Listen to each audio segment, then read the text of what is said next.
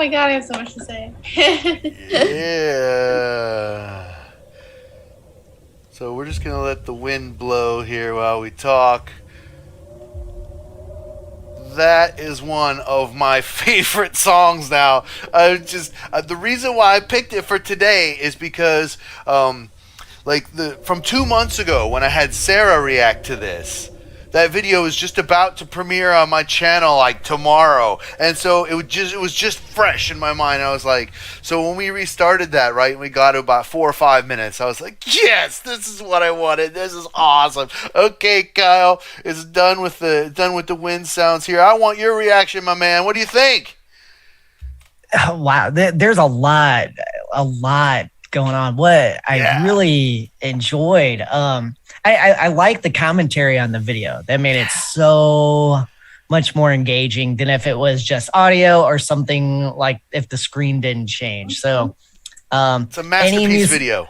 Well, any musicians watching that think, oh, I'll just put like in some piece of artwork and have stuff, put a little bit more effort and at least put some explanation of what's going on. I thought that was really cool. Hello and welcome to The Sound Live. My name is Matthew and I am your host. I have an incredible show lined up for y'all today.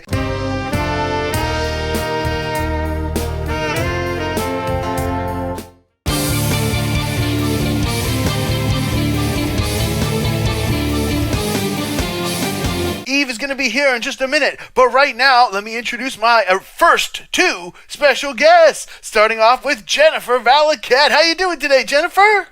Great, how are you? I'm doing great. Jennifer's a fellow music teacher like me, and Jennifer is a saxophonist and flutist. So I'm excited about your pick today, and you've been doing all kinds of new projects, haven't you?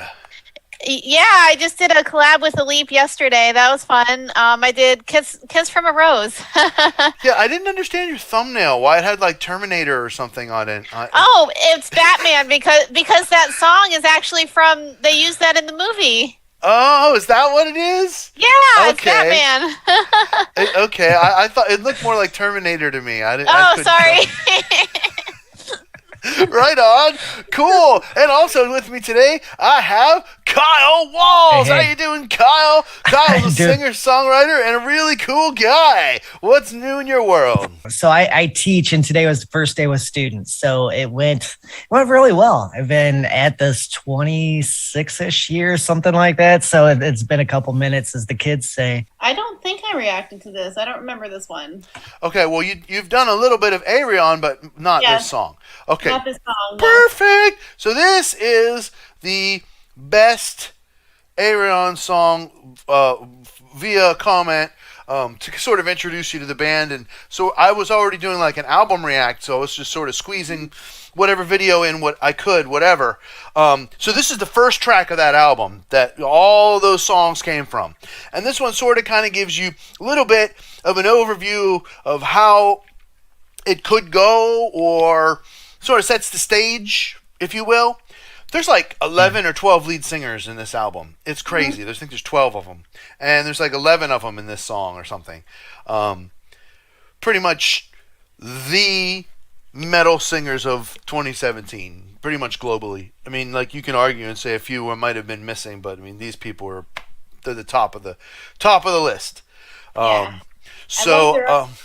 Anything you guys want to say before we mash the play button? No, I'm excited. I love the other ones I've heard. So well, this one's a little bit long, and remember, we paused for nobody. So buckle up for 13 minutes, 18 seconds, and we're going to be going on quite a journey on this. All right. Mash the like button, everybody. I need you to mash that like button so we can get some more people up in here, because I'll tell you what, there's a few people in here and you're awesome, but we need more. Let's multiply. So hit the like button, share this stream out so lots of people can see it. We want all the Ayreonauts to know about this. We were just about to start Ayreon the day that the world breaks down. And I was just announcing it, and then you popped in. Welcome, regular sound guest, Evelyn Holland. Eve is a singer-songwriter and founding member of the band Keys of Solomon. You can check out her work right now at keysofsolomon.bandcamp.com. So, without further ado, Musicians Panel reacts to Ayreon, The Day That the World Breaks Down from the Source, 2017. Here we go!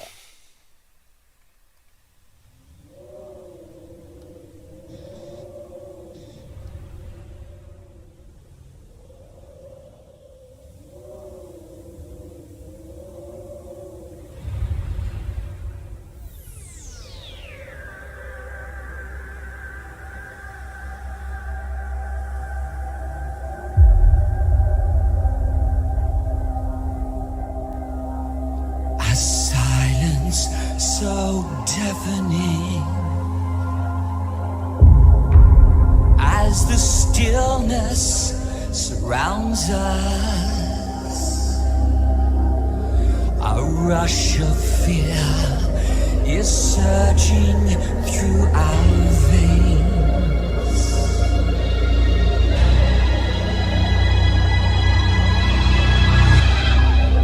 A shadow so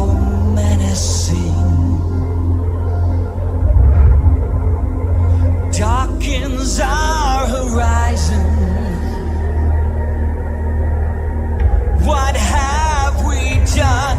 Is this the end?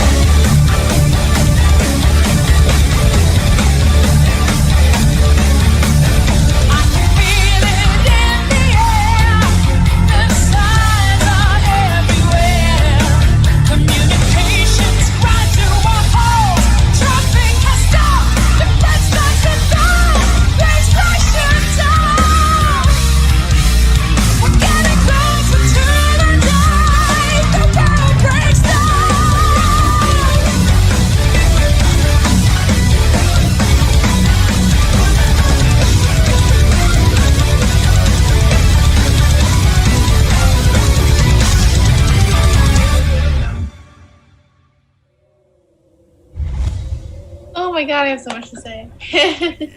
Yeah. So we're just gonna let the wind blow here while we talk.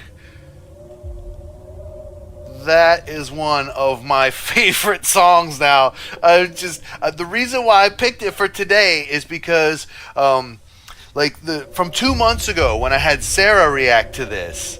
That video is just about to premiere on my channel like tomorrow, and so it was just fresh in my mind. I was like, so when we restarted that, right, we got to about 4 or 5 minutes. I was like, yes, this is what I wanted. This is awesome. Okay, Kyle, it's done with the wind sounds here. I want your reaction, my man. What do you think?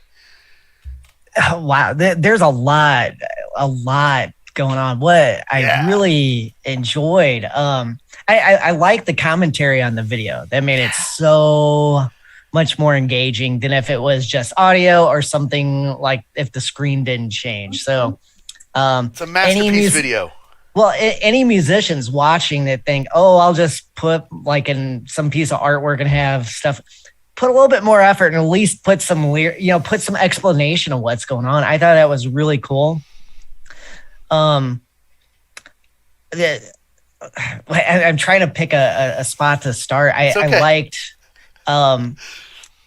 thinking about his guitars and setup and the different musicians, the violin part, his use of melody and a compositional sense to convey like a sense of plot change, plot points, and to punctuate the lyrics and what was going on. That was really cool. I'm trying to think if I would have encountered this when I was like, I don't know, 13 or 14, whenever I would lay in bed all night listening to music instead of going to bed to get ready for school, things like that. I would have ate this up. I would have, just absolutely adored this. And that is not a knock against it. Me being, the old guy of the group here. I always Kyle, that's sounding a little pretentious. Yes, I know. I know that's your crown, as people always tell us. Yeah. I liked the change throughout the song. The dynamics, the sense of plot movement, and everything. With the characters. I'm always fascinated by the European sense of what blues is, because he went into this kind of funky thing. Oh, here's the bluesy part. I'm thinking to myself, where's the bluesy part? I mean, yeah, you could be kind of technical, but I mean, I'm thinking of conversations I've had in the comments with people from Europe about the blues. Well, Kyle, here in whatever country it is, we play the blues and blah blah blah blah blah, and they're talking about something a little different than like, what an American might say. And I'm not saying either side is particularly right. I'm just saying people have different perceptions and visions of what that musical style is or musical genre. Just totally. like and it's a song form too. Like, like there's several blues song forms. And those song forms make it a lot easier to write songs because it's kind of like a skeleton, like a structure that you've already got there. Right.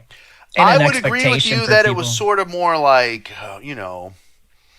more like funky groovy rather than bluesy, but that's a minor point. Right. Yeah. The part in the middle with the singer doing the binary part, the 0-1, it reminded me a little. Yeah, it reminded me a little bit of Clutch. I don't know if you know that one Clutch song, Zero. I used to know the title because I played it every once in a while. Now I forgot the title as I went to say it. But I like those aspects. It's fun. It's a fun story. It's something very, very musician-y, to look at it. And it reminded me of like classic stories in opera. Just in a, contemporary framework, which is cool. I mean, I could probably be nerdy and criticize some problems with the story, but that's not the point. I mean, when you're a musician writing a story, you're not trying to write something that's, accurate in different levels. You're just trying to convey, feelings and stuff and give the music some sort of lyrical vessel to, tap into different feelings and give, as opposed to like, if you wrote out a story, you want the story to be cohesive, to go from, point to point to point and make sense and carry the reader along. But when you do that in musical form, you can leave out a lot of details and things and still carry a listener along. Music is such a different vehicle for plot movement as opposed to text or something, Yeah. If one is trying to create an experience like a book, I mean, music is like almost the perfect vehicle because it's got the sound, it's got the depth, it's got the different colors that you would use and dynamics you would use to describe something in a book. So yeah, whatever the complexity of that is, it varies. But yeah. Right on. Okay, well, let's get your first-time reaction to this song. Jennifer, what do you think? Well, I was floored at the flute part in the beginning, of course. I was just like, what? Gorgeous. I don't know if you saw my reaction, but I was just like, oh my God, I want to learn how to play that now because it was beautiful. And I can't wait. I got this new microphone coming in tomorrow where it says specifically for live streams. So anyways, but I'd like to record the flute on that and see how it sounds. But anyways, I would love to try that piece though. I love the flute. I love the story along with it. I loved how the one part he was like, well, they thought the media said that we were not friends, but actually we're friends. And this is, I just love, again, like what Kyle said, I love reading the commentary on it. But it just, I know it was supposed to be like this, but it reminded me of just like the space movie or something. That was really cool. And then when they kept saying the end and all that, I was thinking 2020, I couldn't help it, but the vocals were amazing, and Floor Jensen, I love her. Oh my gosh, like she's so good. They were all really good, and I love how he was like, "Who's that tall guy in the guitar solo?" And then he was like, "I don't think I can do this live." Like, I'm like, I bet he could. I bet he totally could. His level of honesty is very entertaining. I know, it was really great. I love the whole thing. I never, saw a music video. I don't think that was more than 5 or 6 minutes, and I. Honestly, like I wasn't bored. It's not boring at all. Like it's great. And I was, into it the whole time. So yeah, I was going to say, it reminded me of the old VH1 pop-up videos. Hearing Jen talk about that, it's like, yeah, that's what, because it had you captivated not only with the music, what the lyrics were saying, but his commentary was, yeah. that was brilliant to do it like that. Yeah, and you get to see him playing, the Hammond B3. You get to see the Leslie spinning. He's talking about mixing it in quad with 4 mics. Oh. Like all this music nerd stuff, talking about his Ibanez 7-string with the 6-string tuned down a step, and playing through Marshall amp, and this is played on a Strat, just through a Marshall amp, keep it simple, right? All this cool stuff. That was all guitar stuff too, so that was like over my head when he was gear stuff, keyboard stuff, guitar stuff, and it's just so cool how he's so humble, and he talks about how incredible all the other musicians are, but like you don't realize that he's playing the guitar and the bass and all the keyboards except for like the piano parts that the one other guy was playing. He's a freaking monster, like, totally. He wrote all that, right? Except for, I guess, the melodies that, Michael Mills wrote on the 010 section or whatever. Cool. Incredible songwriting. I was going to comment on that, too. I forgot. That 01 section was like, oh, my God. And he just came up with that on his own. And then, like, I love the video part where, like, the heads would just pop in that other section, too. That had to take a lot of work to make that video. God. I don't even know. All I know is I was doing this Elite Bata thing yesterday, and it took me forever just to do that. I can imagine doing something like what they just did. Well, Toe Hider is a duo. Make no mistake. And this is freaking awesome. I think this is one of the smartest ideas ever. You've got Michael Mills. He does the music. And then I'm not sure the person's name. His collaborator does the art and video. Yeah. And so it's a true collaboration. Like, you know, they'll do live streams, and you know, Michael Mills will be singing, and then you'll see the other dude drawing, like in real time. Like he's like drawing like mushrooms or whatever while he's singing. And it's just really cool. You know what I mean? Like watching the guy, all of a sudden these mushrooms are getting like really colorful and pretty when before they were just black and white. And it's cool. That's great. But shout out to Toe Hider. Really, really, really cool band. You know, there's just such an incredible amount of talent in this song. And that's why I wanted to share it with you, Kyle, because Thank it's you. freaking awesome. And you too, Jen. Yeah, that was amazing. Thank you. Any more comments about this before we move it on forward? That was so dense, you know, and that is, you need to hear that a few times and then, you know, absorb a lot going on. I'm gonna have to watch it again for sure. I think I saved it in my browser. So Go ahead, I was gonna say, like, having Russell Allen and James LaBrie on the same track is kind of funny because there's so many people that say Russell Allen would be better in Dream Theater and vice versa. I just find that hilarious. Like, it kind of like you know, I'm not sure what I'm trying to say, but it's funny anyways. It's side thing. It's all good. It's all good. Yeah. Everybody has their own opinions, you know. But in the end, I agree with John Petrucci. You know, going with James LaBrie and sticking with him because I just love the guy's voice. He's such an incredible influence on me. Like I don't always copy him, right? But whenever I cover Dream Theater songs, I really try to put my James on, you know, and try to really, you know, because he has that vibrato. You know, it's like that specific vibrato that he has, and it's just so cool. All right. Well, we still hit got or miss for me. That's cool.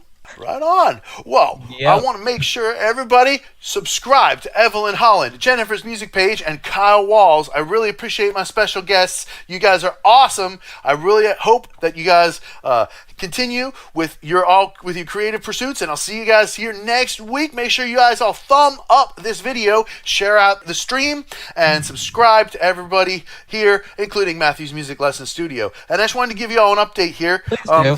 The studio definitely still needs your help a lot, but I'm starting to receive a little bit of help from you all. So thank you. Cool. Keep it coming. MatthewsMusicLessonStudio.com. I am having a crazy special for online music lessons. Back to school special.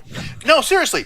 $20 for a half-hour lesson that you get to record and keep on your computer. That's crazy cheap, dude. Look anywhere else at the prices. They're way higher than that. $20 for a half-hour music lesson that you record. I do voice. I do all forms of guitar. I do all forms of saxophone. I do all forms of clarinet. Okay? I do piano. All right? I do all forms of ukulele. So whatever y'all want to do, MatthewsMusicLessonStudio.com. And of course, I need you to help me, everybody on Patreon. If you're interested in these weekly bonus videos we've got coming out, you got to go to patreon.com/MatthewsMusicLessonStudio and donate at least $1 per month. That's a quarter per video. Come on, that's so cheap. LiberaPay.com/MatthewsMusic. You can support the studio. It's a non-profit. That means they don't take nothing. So I get the highest percentage. That's a weekly donation. Please sign up at LiberaPay.com/MatthewsMusic to help the studio stay online and grow. Or you can buy me a coffee right now at BuyMeACoffee.com/MatthewsMusic. I need a coffee for tomorrow, for cold brew, for in the morning, for when we do the sound again. You could be the one that helps me get that coffee. Help him. Yes. And of course, you can also tip me on Venmo at Matthews Music. Thank you guys, and I'll see you next time on The Sound Live.